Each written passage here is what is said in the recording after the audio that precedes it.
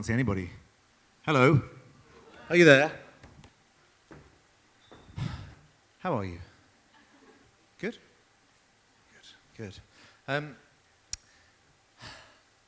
I've grown up with It's Nice That most of my professional life at Don't Panic and all through Livity, and I just started sweating quite profusely before I came on. I realised it's out of respect.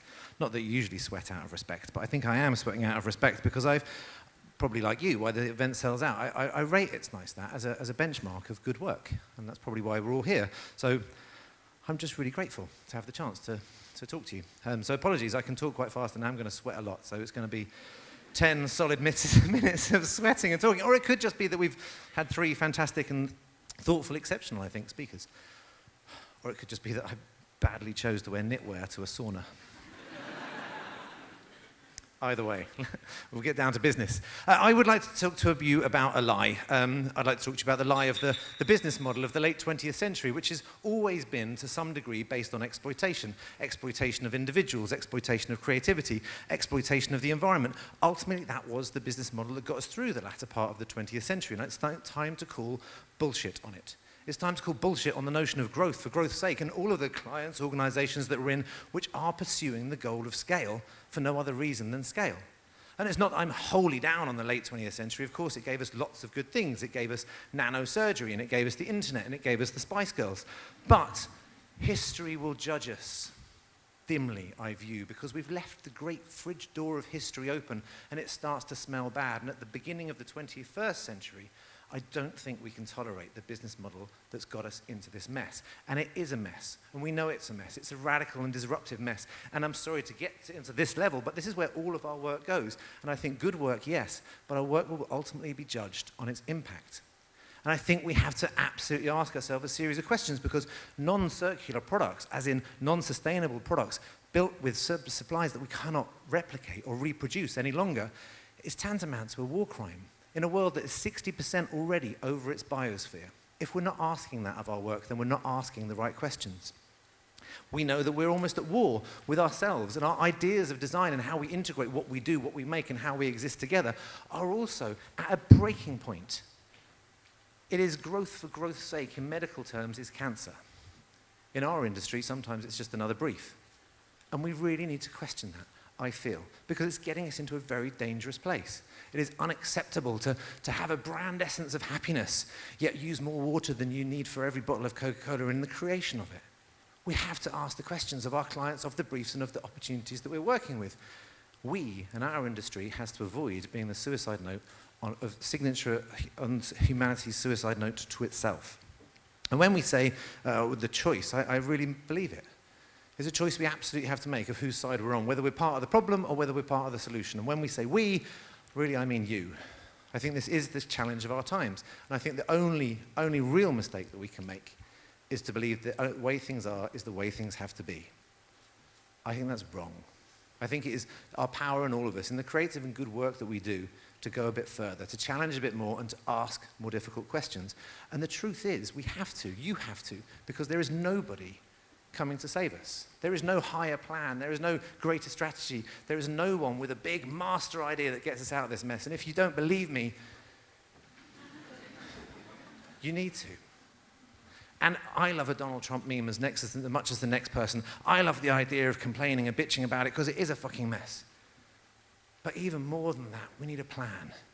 We need something that gets us out of this. I think we need a rebellion. Now, I know rebellion is a strong word and calls to mind ideas of burning cars and various other things, and that is actually the power that I'm trying to draw on, because I mean nothing less than actual rebellion, really pushing back, really breaking some rules, really starting to make a mess.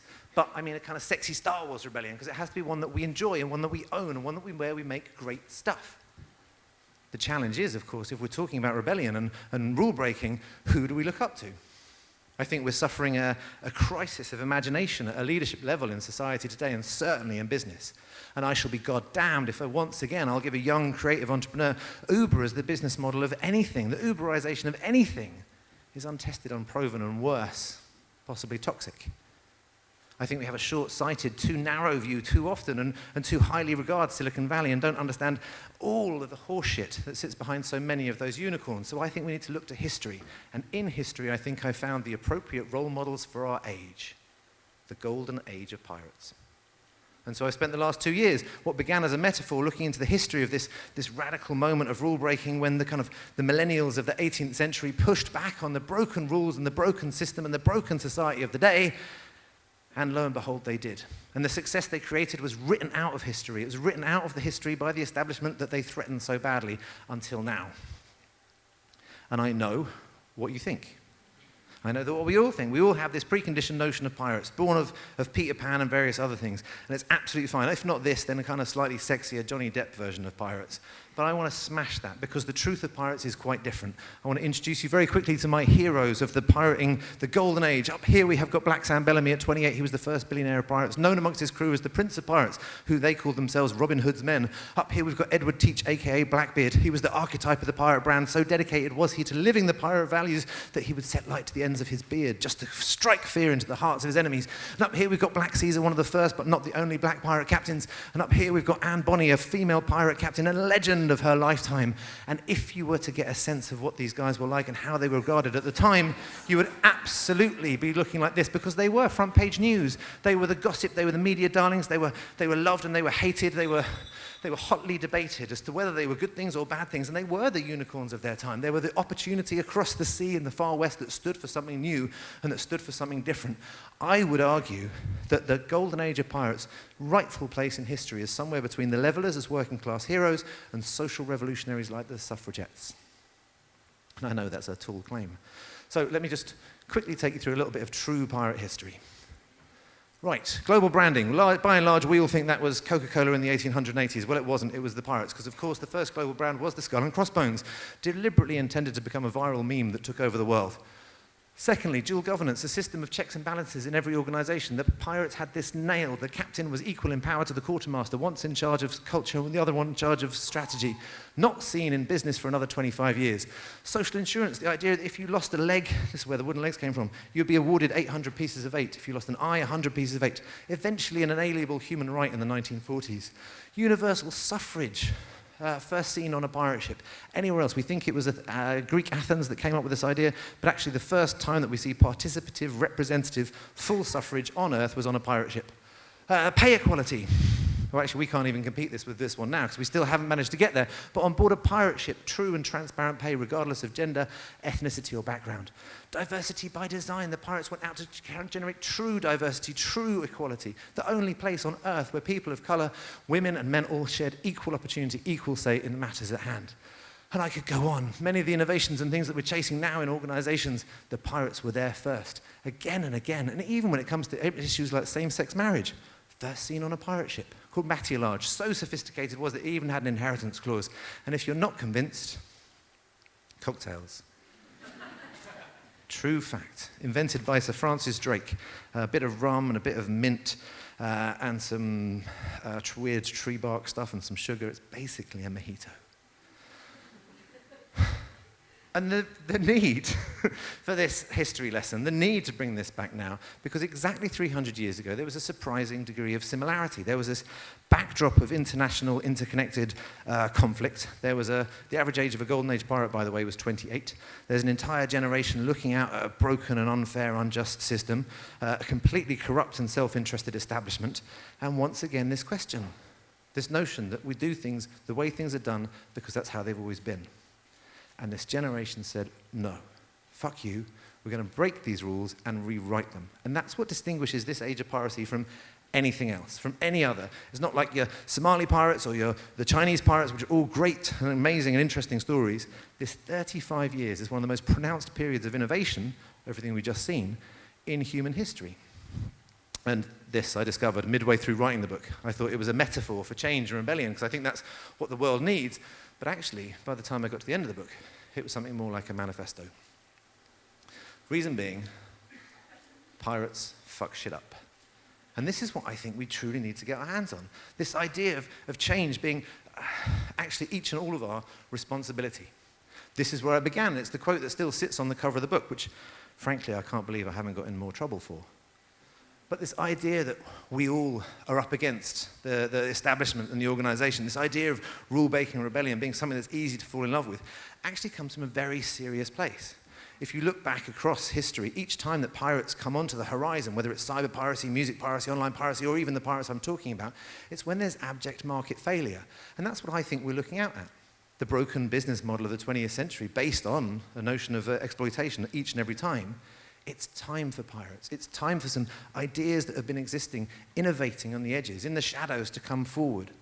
And there are numerous examples of them. And I think exactly the way the pirates' ideas hundreds of years later became the norm, by looking to the edges now, by finding the rebels, challenging the business models that we've got now, challenging the educational establishment, challenging the political institutions that we've got now, we will find clues to what comes next and allow it and invest in it to accelerate to the pace that we need.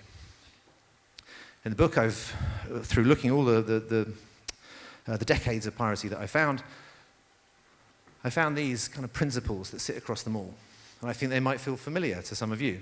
You know, fierce independence, a notion of challenging the establishment being a good thing, principles but also profit, and highly talented but underappreciated generation.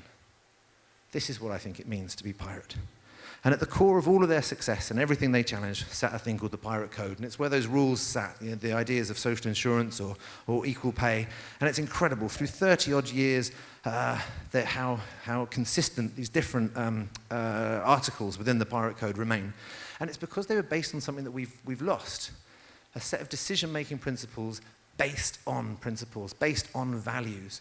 Not the notions that are written on walls that are easily forgotten, but ideals around which we can make decisions. And so my suggestion, what I've arrived at in the book, and I've been very lucky to travel the world, meeting young entrepreneurs and social entrepreneurs and creative entrepreneurs whose ideas I think are as profound possibly as those the pirates used.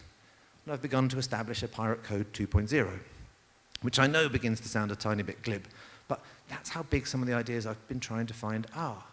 How extraordinary it must have sounded 300 years ago to be planning an adventure and a mission, taking on the Royal Navy where everyone would be paid equally.